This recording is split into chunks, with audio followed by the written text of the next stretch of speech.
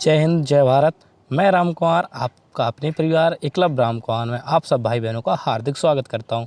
तो आज बच्चा आपके लिए मैं लेकर आया हूं पार्ट 2 बहुपद का अभ्यास प्रश्न 2.2 का डेमो क्लास, जिसमें अपन सीखेंगे कि 2.2 एक्सरसाइज के सवालों को किस प्रकार से हल करना है। तो सबसे पहले उसमें दो जो चीज़ें हैं महत्वपूर्ण जिससे अपने क्वेश्चन हल होंगे उनको अपन समझ लेते हैं। तो समझने का प्रयास करते हैं। देखो, तो आप इसमें पढ़ेंगे अपन त्रिघात बहुपद। क्या पढ़ेंगे बच्चा? त्रिघात बहुपद। तो जैसे ही त्रिघात बहुपद का नाम आपके दिमाग में आया तो आपने समझ लिया कि इसमें तीन घात होगी। बहुपद कितनी घात होगी? तीन। तो जैसे कि अपन लिख सकते हैं x³ प्लस के x² माइनस के 5x प्लस के 6। इसमें बहुपद की अधिकतम घात कितनी है? 3। तो ये त्रिघात बहुपद हो गया। मैं उसमें कितने पद हैं तो पद गिनेंगे 1 2 3 4, तो 4 पद ही है बच्चा। ठीक है, तो बस आपको इसमें कुछ नहीं करना है।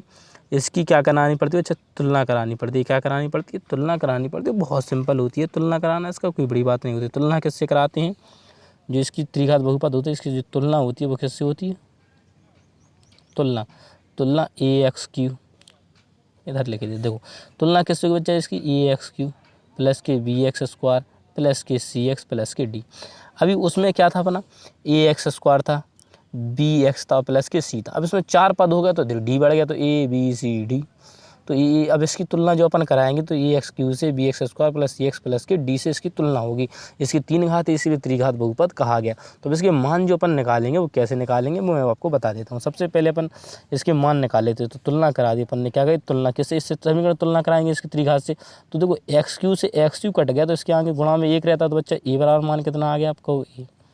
इसी पर x² से x² कट गया तो b का मान कितना आएगा आपको? भैया 1।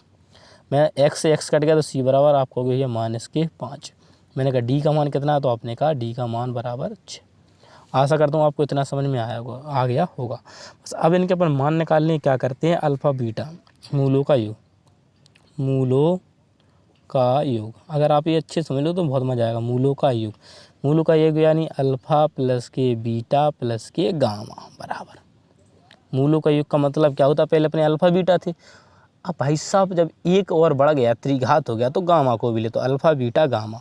तो इसका सूत्र क्या होता है? -b/a।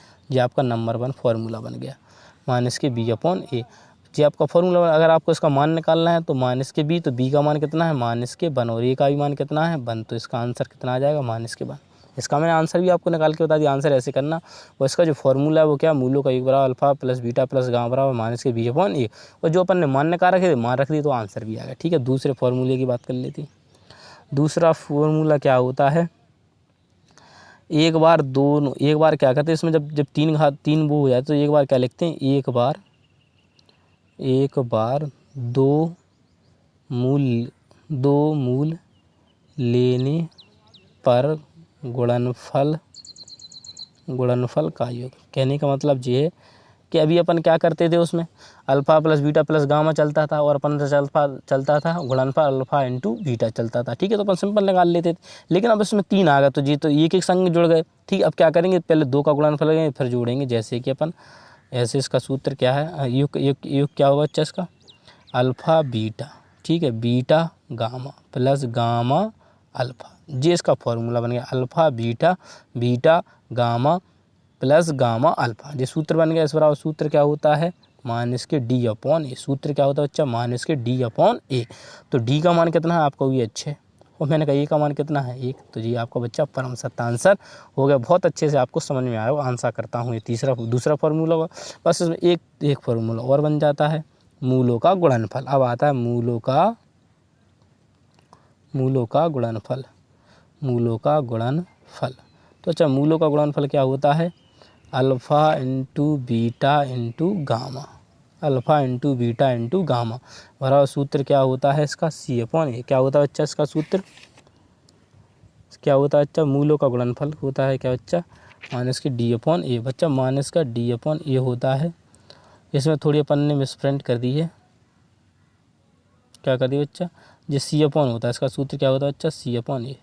क्या होता है? c/a। क्या होता है बच्चा? c/a होता है। क्या होता है सूत्र? c/a। क्या होगा बच्चा? इसका c/a होता है, जिसका मान c का मान कितना है अपना? 5, तो 5/1 यानी 5 आंसर इसका ये आएगा। जो 6 नहीं होगा बच्चा, थोड़ी मिसप्रिंट हो गई है। माइनस के डी अपॉन इसका एक बार दो मूलों का गुणनफल जब 1 लेते हो क्या होता है C/1, और मूलों का गुणनफल क्या होता है माइनस के डी अपॉन ए। तो डी का मान कितना है आप सबको हो गया 6, कितना बच्चा 6, और माइनस का चिन्ह तो माइनस के 6 और नीचे 1, तो ये इसका बच्चा परम सत्ता आंसर हो गया। तो इसके 3 फॉर्मूले होते हैं, एक मूलों का योग होता है अल्फा बीटा गामा बराबर क्या होता है माइनस के 1/1 बराबर माइनस का, और एक बार दो मूल लेने पर गुणनफल का योग, तो 2 अल्फा बीटा बीटा गामा और गामा अल्फा, तो क्या होता है सूत्र C/A। सी बराबर मान रखा 5/1 आया, माइनस के 5/1 क्या है माइनस के 5/1। ऐसे मूलों का गुणनफल alpha into beta into gamma बराबर माइनस के डी अपॉन ए। तो डी का मान कितना था बच्चा 6 माइनस का, तो ये अपन ने रख दिया 3 घात का। आपको अच्छा आशा करता हूँ समझ में आ गया होगा। अब बात करते हैं चतुर्घात, किसी बात करते हैं अपन चतुर्थ घात वाले बहुपद की। तो इसका कुछ नहीं, इसका वेरी सिंपल है। चतुर्घात का मतलब है कि जिसमें कितनी घातें होंगी बच्चा 4 घातें होंगी। कितनी घातें होंगी 4 घातें होंगी। कितनी होंगी बच्चा 4 घातें होंगी। जैसे ही अपन समीकरण लिख लेते हैं 5x4 3x³ 2x² माइनस के 6x प्लस के 7। तो ये अपने पास ऐसा समीकरण दिया रहेगा, तो इसमें 4 घात है, तो ये चतुर्घात वाला समीकरण होगा। अब इसकी तुलना किससे करें, इसकी तुलना किससे कराएंगे अपन, इसकी जो तुलना होगी, इसकी बच्चा क्या होगी जो तुलना होगी वो अपन किससे करा सकते हैं। इसकी तुलना अपन किससे कराएंगे बच्चा, देखो इसकी तुलना अपन कराएंगे किससे, AX4 BX³ फिर CX² फिर DX प्लस के E।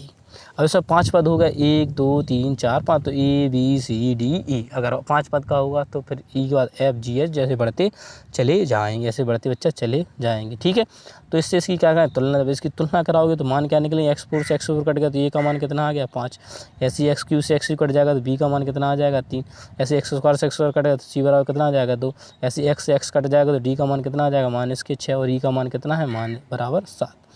तो ऐसे अपन ने क्या निकाल लिया, इनके मान निकाल लिए, क्या निकाल लिया बच्चा ऐसे मान निकाल लिए हैं। ठीक है, तो बस इसको अपन सूत्रों से भी हल कर सकते हैं। अब बात करते हैं इसके फॉर्मूले की। तो जस्ट फर्स्ट फॉर्मूला इसका क्या होता है, मूलों का योग। मूलों का योग किसकी बात करते हैं बच्चा, मूलों का योग। तो मूलों का योग क्या होता है, अल्फा प्लस के बीटा प्लस के गामा और प्लस लैम्डा। ठीक है, अल्फा बीटा गामा लैम्डा बराबर क्या होता है माइनस के B/A। ये सूत्र हो गए, अल्फा बीटा गामा लैम्डा बराबर माइनस के B/A। तो B का मान कितना है तो आपका ये 3, तो माइनस चिन्ह लग जाएगा, और A का मान कितना है 5, तो जी क्या भाई बच्चा परम सत्ता आंसर।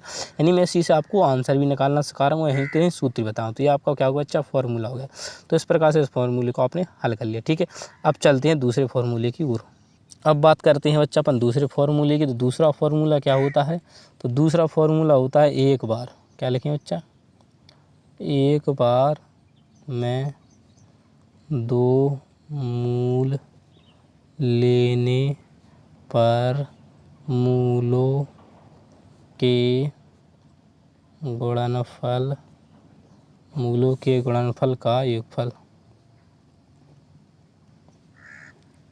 योगफल बराबर क्या होता है, देखो दो का जुड़न है, तो अल्फा बीटा फिर बीटा गामा फिर गामा लैम्डा फिर लैम्डा अल्फा बराबर, ये क्या बच्चा इसका सूत्र है। तो इस बराबर क्या होता है सूत्र C/A। क्या होता है अच्छा C/A, क्या होता है अच्छा C/A। तो इसका क्या होगा बच्चा फॉर्मूला, जो आपके C के मान का C का मान रख दो, A का मान रख दो, आपका आंसर आ जाएगा सूत्र में।